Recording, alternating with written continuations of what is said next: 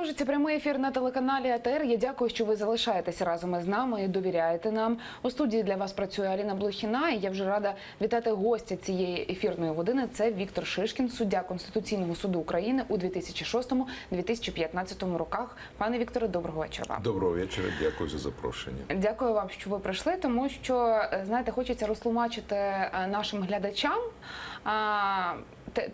те, що зараз ми називаємо судовою реформою, тому що Петро Порошенко підписав закон, який передбачає комплексне реформування процесуального законодавства. Йдеться про внесення змін до Господарського процесуального кодексу, Цивільного кодексу, адміністративного судочинства та інших законодавчих актів.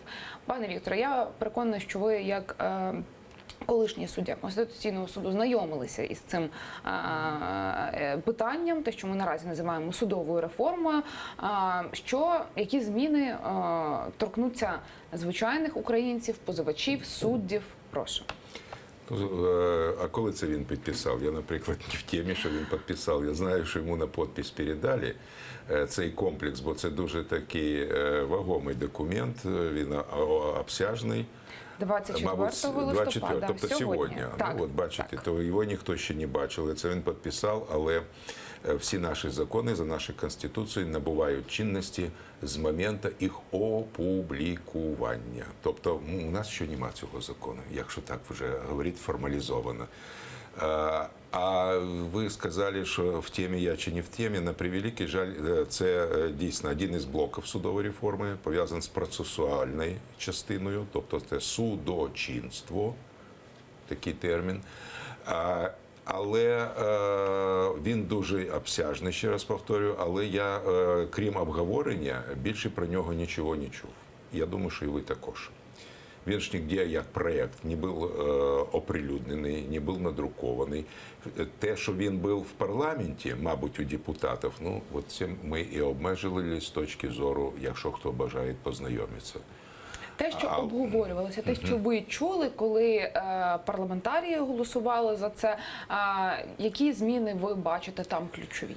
Ну, по-перше, коли ми говоримо про судову реформу, я зараз не буду критикувати, є чи нема в нас судової реформи. Ви самі сказали во вступі, що так звана судова реформа.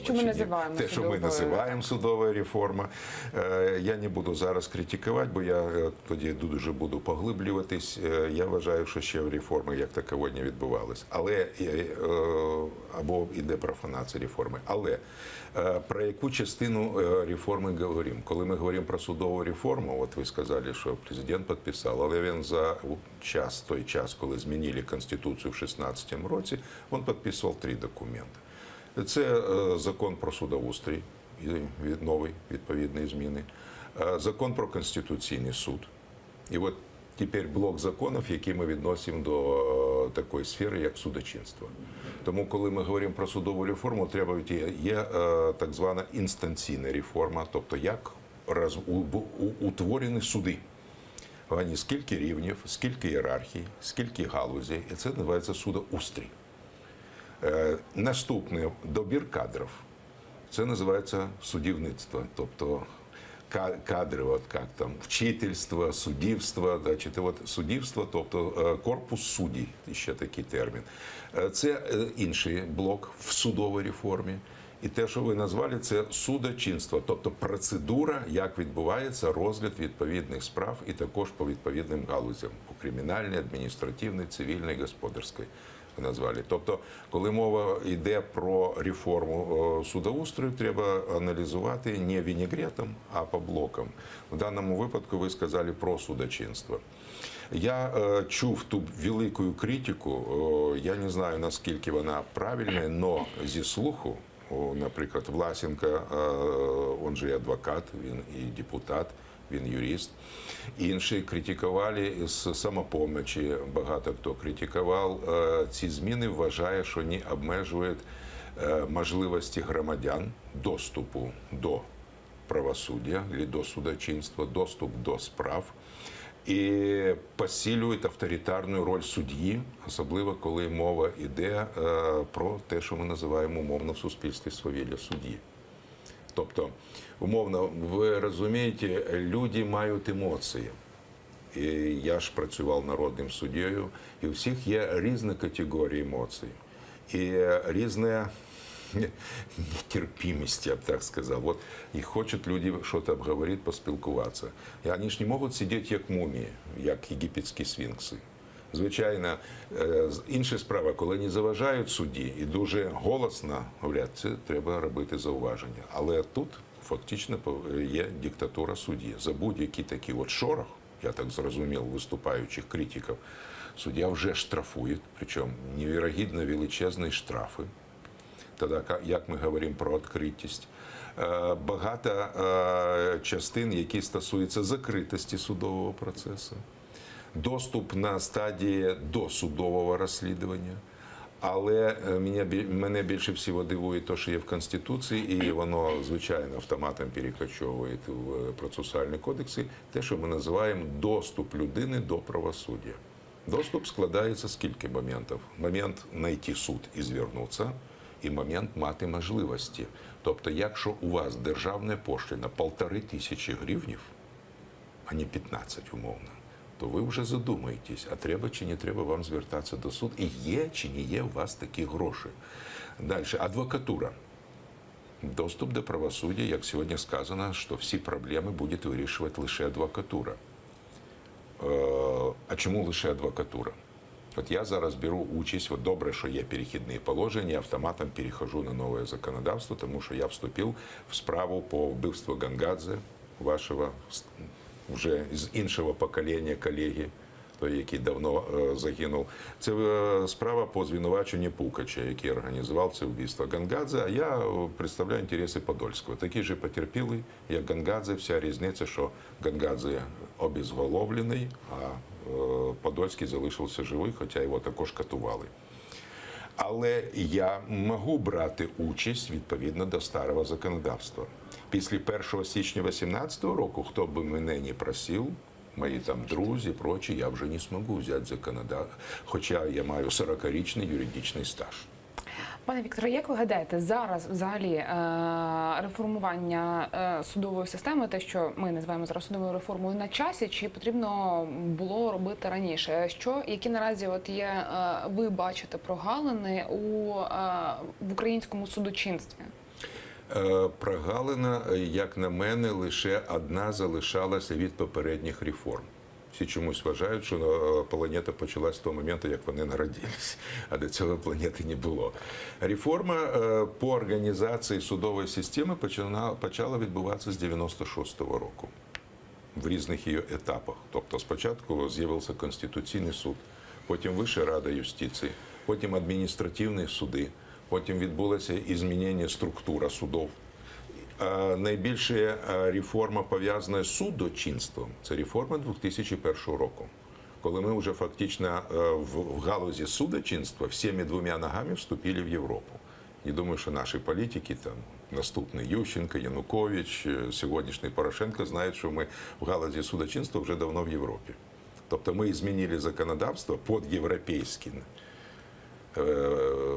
стандарти, да, ще в 2001 році. Ми ліквідували стару радянську касацію, ввели нову європейську апеляцію і європейську касацію. Європейська касація сьогодні – це не та совєтська касація, за якою я працював. Це зовсім інші речі. Значить, і ліквідували так званий судовий нагляд. Тобто ми в цьому блоці вже давно реформували. Що залишалося і структуру судов реформували. З введенням нового цивільно-процесуального і КАСУ, Кодекс адміністративного судочинства, у нас вже було завершено структуральне. Залишалася лише одна вища інстанція по цивільним і кримінальним справам, я маю на касаційне. Завдяки невдалому закону пана Ківалова, значить, в 2010 році, значит, з'явився вищий спеціалізований, чомусь його назвали, суд з кримінальних і цивільних справ. Хоча ті два спеціалізовані, але вони не називали спеціалізований, я маю в виду адміністративний і господарський. А цей не спеціалізований, його чомусь назвали спеціалізованим. Це вже проблеми науковості у самого Ківалова. Але таким чином, як би там не було, структура завершена. Залишалося, що саме складне реформування – суддівський корпус. Як його поміняти? Можна було радикально, як це зробили албанці після антикомуністичної революції. Вони звільнили всіх суддів на 100%. Значить, якусь частину вернули після фільтраційної комісії, або у нас люстраційна комісія, а яких набрали нових. Тобто такий підход. Може підход еволюційний, тобто поетапна зміна. Але от його якраз треба було робити. Але тут якраз віжу найбільшу прогалину. Тобто ми нібито займаємося реформуванням судочинства, ми нібито займаємося структурою і взглянули нібито на Верховний суд через призму нової формули його формування. Ну, справи вирішує не Верховний суд. Справи вирішує звичайнісінький місцевий суд.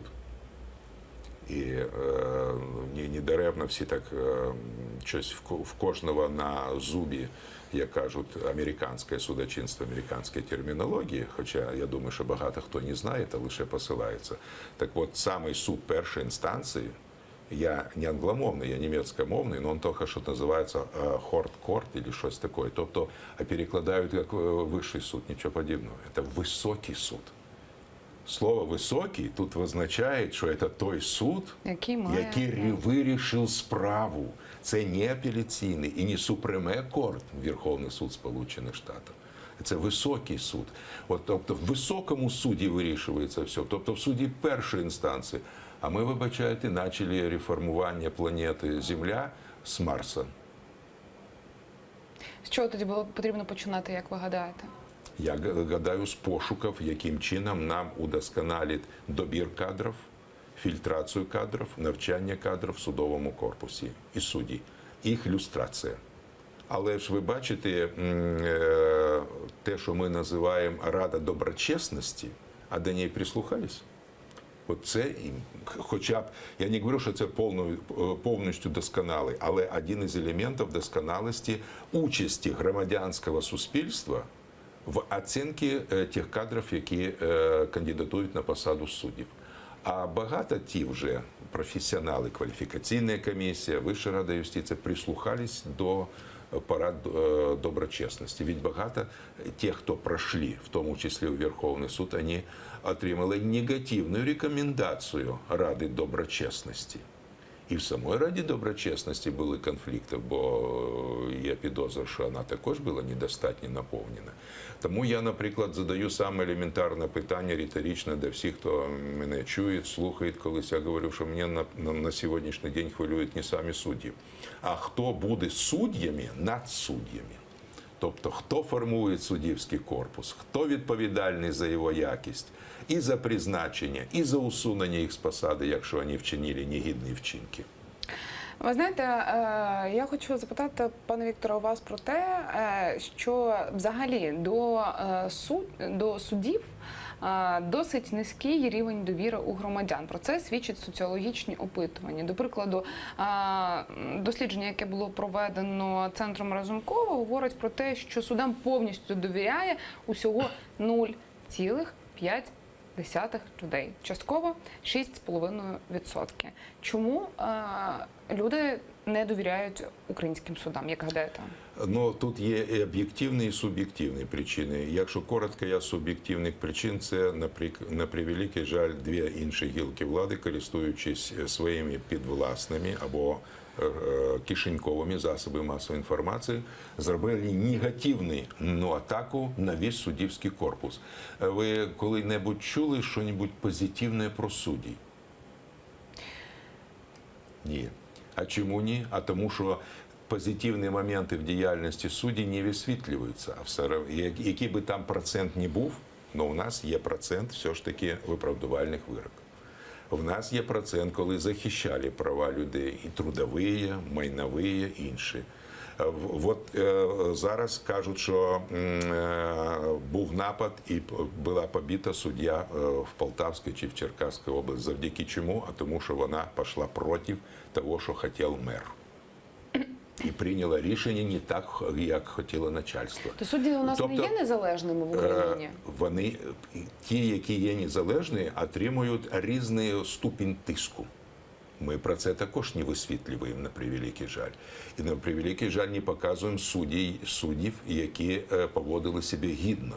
Вся атака сконцентрувалася на негідниках. І таким чином негідники закрили весь простір оцінки судді. Да, в нас негідники є, і дуже багато. Недовіра, тому що якраз висвітлюються ті рішення, але це правильно висвітлюється, негідні рішення. Коли дійсно на біле кажуть чорне, коли проста людина проти влади не може виграти нічого в суді. Ведь у нас адміністративні суди якраз утворювалися для того, щоб вони були бультер'єрами щодо влади. Людина звертається в адміністративний суд для того, щоб сказати, що влада поводила себе негідно, прийняла невірне рішення. І суд тут повинен стояти на захисті прав людини. А в нас багато адміністративних судів стали на шлях захисту прав людини. Коли вводилася судова адміністрація, я перші статті, що написав в 92-93 році. Багато хто про це і не знає, я просто не рекламують якраз, якщо вже говорити, то мою діяльність. І коли вводились в 2005 році адміністративні суди організовувалися, я читав лекції тим самим першим суддям, які йшли в Вищий адміністративний суд і в апеляційні суди. І говорив, запам'ятайте раз назавжди, ви зовсім не ті судді, які сидять в кримінальному або в цивільному судочинстві. Чому? А тому, що ви щогодинно, щохвилинно, щосекундно повинні воювати з владою. З владою. Бо суд в кримінальному судочинстві, наприклад, не завжди з людиною, він і з владою також, тому що він повинен засудити людину, якщо вона вчинила злочин. Тобто він ближче до прокурора. А от в адміністративному судочинстві, де влада є відповідальною перед людиною, суд зобов'язаний бути на стороні влади. Ви думаєте, у нас багато рішень проти влади? От як же відсюди виникне довіра до судів, коли суди це спеціально були створені для того, щоб владу ганяти по кочкам. Так, як це роблять німецькі адміністративні суди. Інші, наприклад, ви знаєте, чому зупинився поток номер 2, оцей москальсько-німецький газовий? А тому, що Вищий суд землі, здається, Шлізвіг-Гольштейн чи Померанії, за позовом, там було 5 ліній, 5 веток їх називають.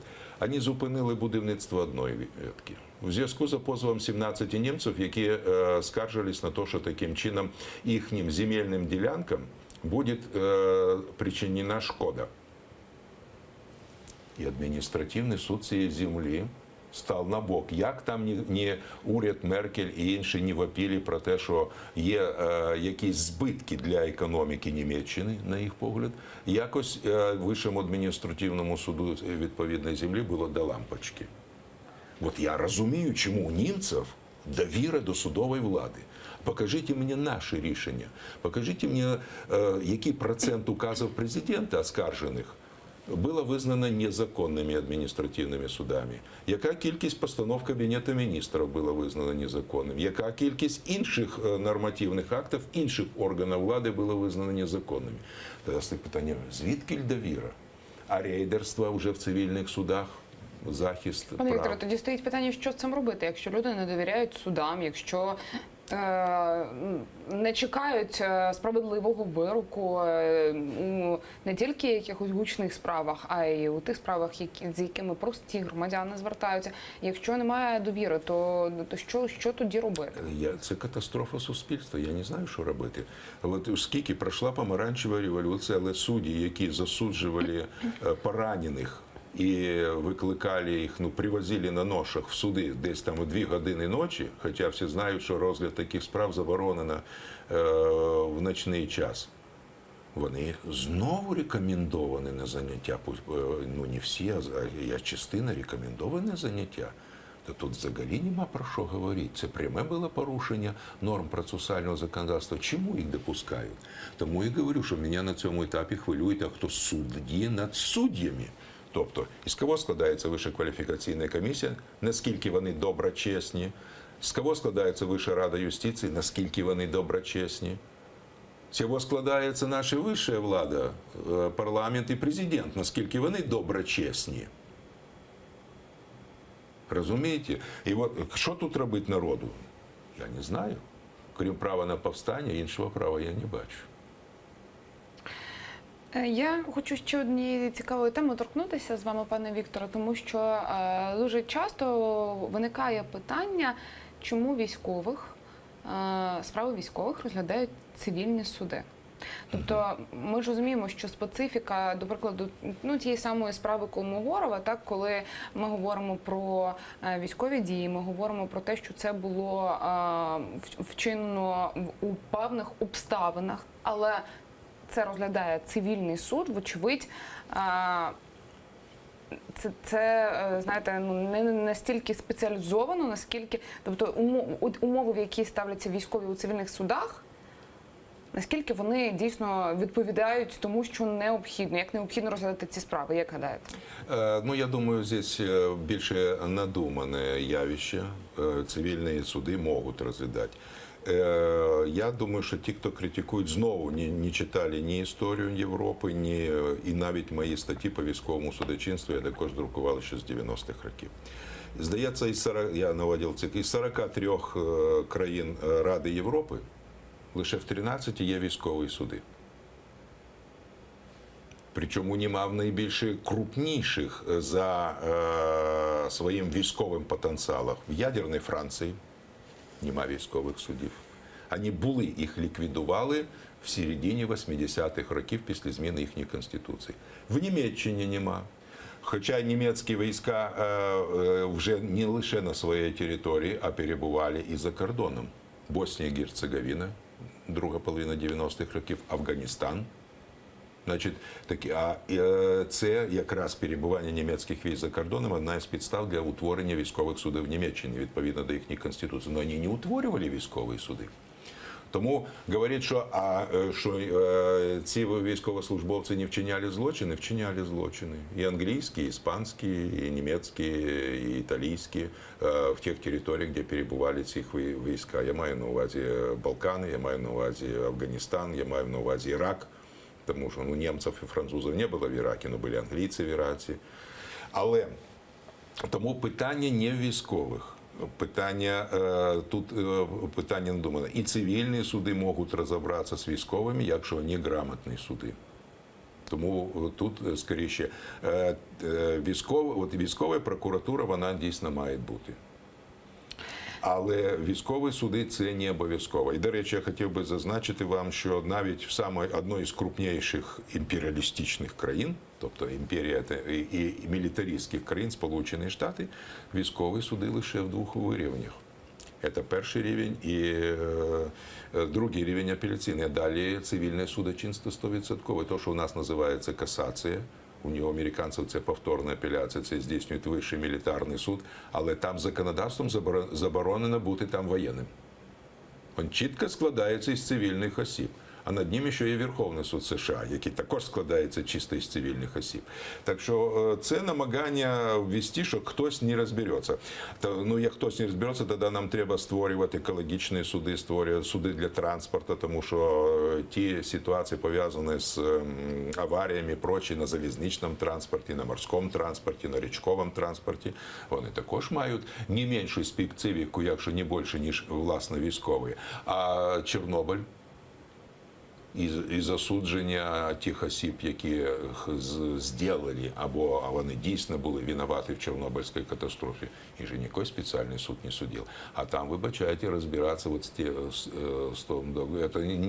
це набагато складніше, ніж розбиратися з зоною бойових дій. Але, пане Вікторе, ми ж розуміємо, що зараз у судах досить велика завантаженість. Чи, до прикладу, якби був створений суд, який безпосередньо розглядав справи військових, він би не розвантажив трошки, знаєте, решту, щоб, можливо, там почали якісь процеси рухатися швидше? Ні, ви розумієте, питання не в кількості справ. Справи були народжені або плохою діяльністю, або бездіяльністю суддів. От дивіться, кілька днів тому я був, після того, як пішов я в відставку в 2015 році, я став ходити по судам. Але мені ніколи, крім суда по Пукачу, мені ніде не вдавалося, щоб справу розглядали по суті. Ну і то по Пукачу це була апеляційна і касаційна інстанція, в першій інстанції я не був. А от в першій інстанції, по суті, мені ніде не фартило, будемо так казати. Я був і по Хоханівському, і по Сиротюку, і по Краснову, і все це я був на стадії, потім я вже не дочікувався, коли же ж там, тому що суди весь навіть відкладали процесуальний блок. А от я попав на суд, який вже розглядав суд по суті, по Краснову, кілька днів тому. Це якраз зв'язано з йому пред'явлені ті звинувачення по блокаді Криму. І що? П'ятий чи шостий, хто-то там говорив сьомий раз, але починає, здається, з червня. Суддя весь час відкладає справу. В зв'язку з чим? За злочинною, як на мене, бездіяльністю прокуратури. Тобто не тільки суди не допрацьовують, а й державне обвинувачення? Я буквально, якщо одна хвилина є для цього, Звичайно. в нас за нашим сучасним кримінально-процесуальним законодавством, доказовою базою по документалістиці, беремо документалістику в блок, не беремо блок свідчення, там проча документалістика, повинні бути оригінальні документи, а не їх копії. Це не обов'язково, що суд вклав ці документи в справу оригінальні. Суд повинен оглянути ці оригінальні документи і удостовіритися, що ті копії, які є в матеріалах справи, вони відповідають тому оригіналу. Або ці оригінали сам оглянути, ну, наприклад, відеозапис, прослуховування якісь аудіозапису. Ця документалістика повинна бути оригінальною, реальною, а не копія з них. Так от, прокурорчик.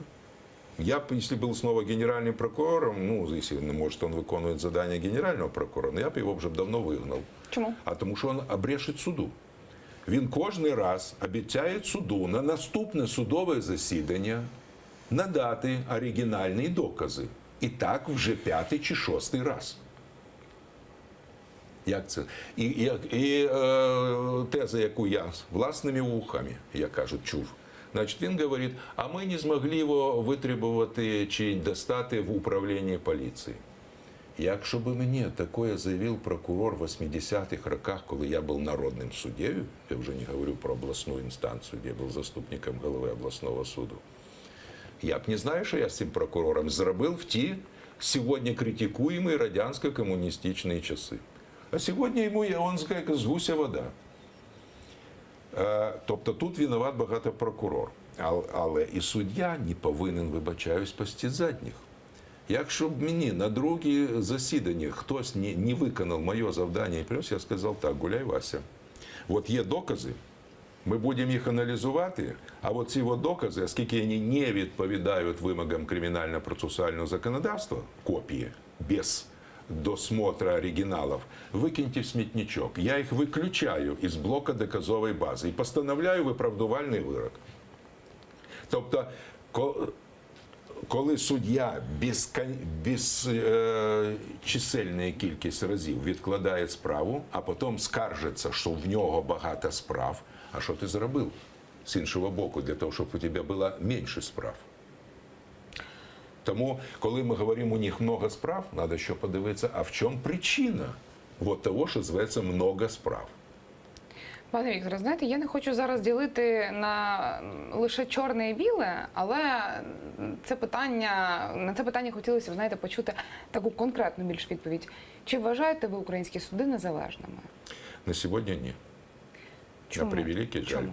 На превеликий жаль, я думаю, що так був підібран судовий корпус, щоб він виконував завдання і був слухняний по відношенню до тих, хто їх рекомендував, хто їх направив і хто їх посадив в це кресло. Ще одне питання з приводу завантаженості чи там великої кількості справ, які передаються до судів. Знаєте, от директор Національного антикорупційного бюро Артем Ситник, він часто скаржиться, що справи НАБУ в суд передає, А там вони, знаєте, наче застрягають, тобто їх не розслідують. І тут так само ще постає одразу інше питання, тому що зараз багато говорять про створення антикорупційного суду, який безпосередньо займався справами, пов'язаними із корупцією. Так? Чи доцільно створювати антикорупційний суд, на вашу думку, і чому справи НАБУ подовго лежать у судах? Ну, також тут може бути багато факторів. Один із факторів – трусость судді по відношенню до тих об'єктів, які є об'єктом корупційних дій. Наступне, вибачайте, що я таке, може бути, не дуже красиве слово, тягамотина, тобто тяганина.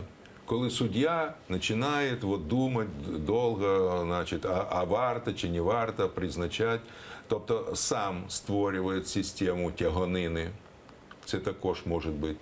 А третя складова може бути, доказова база може бути слабенька.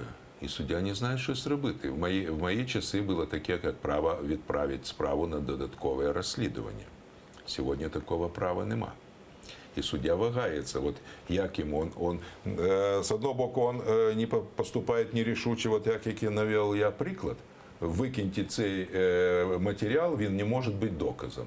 Ну тоді з точки зору обвинувачення нічого не залишається. Треба тоді корупціонеру постановляти виправдувальний вирок. І тут а як на це подивиться суспільство? А чи не вийде, знову не вилізе на трибуну Луценко і почне звинувачувати всіх, кого не попаді, в тому, що вони корупціонери? Тобто тут є багато складових. Мы не можем одним махом сказать, в чем проблема. Тут может быть сумма проблем. Я назвал як мінімум 3 глобальні величини. Коли мені кажуть, там недолуге чи недосконале законодавство, це брехня. У нас законодавство і до цих змін. Я не знаю, які ці зміни вони погіршать чи покращать в інших місцях, але до цього було нормальне законодавство, яке можна розглядати процесуальне, якими можна було розглядати всі корупційні справи, якщо мова йде про ці корупції. Але тут ще один момент. А у нас є визначення, що таке корупція? У нас навіть статті Кримінального кодексу немає відповідальності за корупцію. У нас є зловживання службовим станом, є хабар, але нема корупції. У нас нема визначення корупції. Ми це все узагальнюємо, називаємо корупцією. Так вибачайте, простий хабар ми не можемо назвати корупцією.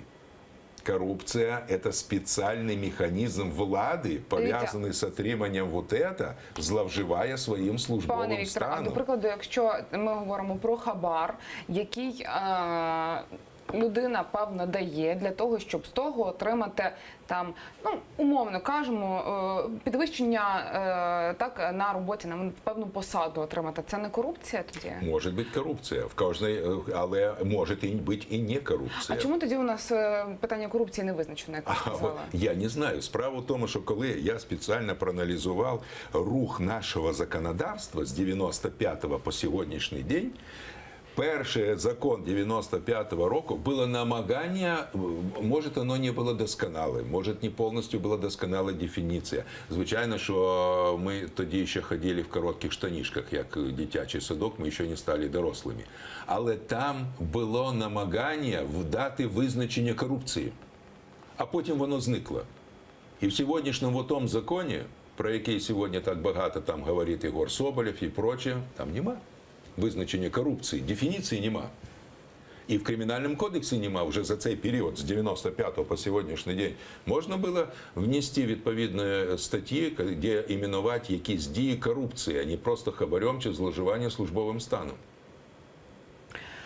У нас добігає ефірний час кінця, але я ще встигну поставити вам питання і почути відповідь. Скажіть, будь ласка, як ви гадаєте, які перспективи доведення провини людей, які чинять зараз репресії на території анексованого півострова, на окупованих територіях, які у міжнародних судах перспективи, що хтось, знаєте, сів на лаву безпосередньо, щоб це не просто були розмови, а щоб дійсно хтось поніс покарання за те, що відбувається на окупованих територіях? Ну тут знову, значить, я не знаю, наскільки наші служби сьогодні досконало працюють і наскільки недосконало сформовані. Наша головна сьогодні мета – набирати доказову базу, але реальну доказову базу. Свідчення, документалістика, фотографування. От навіть був один якийсь фільм американцями поставлен про єврейське підпілля в тих зонах, де були концтабори, власне, для євреїв. І там чітко стояло завдання розвідки. Ні німців убити, ні есесовця, ні взорвати щось, а чітко фотографувати ті злочини, які творять есесовці, для того, щоб вони стали відповідним доказом на обвинувальному процесі. Наші спецслужби сьогодні набирають вот таким от чином доказову базу. Якщо не набирають, добре, а якщо не набирають, то я не знаю, тоді вони фактично допомагають уникнути. Тобто сьогодні держава повинна це, ну, якщо зможе громадянське суспільство, різні організації фіксувати щось, це також буде доказом. Але ми повинні самі визначитися спочатку. Ми визначились до сих пор з моментом агресії проти України, з нападом на Крим. От ми, Україна. Наскільки я знаю, то якщо брати, відповідати на це питання, опираючись на законопроект щодо реінтеграції, то це 20 лютого 2014 року. Так там, по-перше, такого нема. В самому я читав тот проект, там дати нема. От після критики першого читання всі наполягали, що була дата. Звичайно, так. А до цього ж у нас було прийнято по Криму перше воззвання. Но мы нигде не сказали о том, что с такого момента почалася агресія проти України через вторгнення їхніх військ на Кримський полуостров. Ніхто із наших не сказав про це. Сказав хто? На превеликий жаль, не Україна сказала. Я неодноразово постил і в засобах масової інформації, і от в таких бесідах, як ви, я посилався на проміжний звіт прокурора Міжнародного кримінального суду. Ми говоримо, це звіт від 14 листопада 2016 року. Рік вже пройшов йому. І там не ми, а світовий прокурор при цьому суді сказав, що агресія проти України в Криму почалась не пізніше 26 лютого. Тобто це проміжний. Це не остаточний. Тобто, але він заробив люфт не пізніше. Значить, вже 27-28 не може бути, якщо вже зафіксована дата не пізніше 26-го. Раніше може бути, якщо їм от нададуть ту медальку 20-м числом, ще якісь докази вторгнення, то він може і здвинути цю дату. А де ми, Україна? Вот аналогично я через призму вот такой постановки задаю питання. Чи збираємо ми достатньо доказову базу для того, щоб тих, значить, вот так як було по Югославії, по Руанді, посадити на лаву підсудних перед Міжнародним кримінальним судом. Пане Вікторе, будемо завершувати нашу розмову. Я дякую вам, що ви долучилися до нашого ефіру. Віктор Шишкін, суддя Конституційного суду України, у 2006-2015 роках був гостем цієї ефірної години. За 5 хвилин прямий ефір телеканалу АТР продовжить підсумковий випуск «Заман». Не перемикайтеся.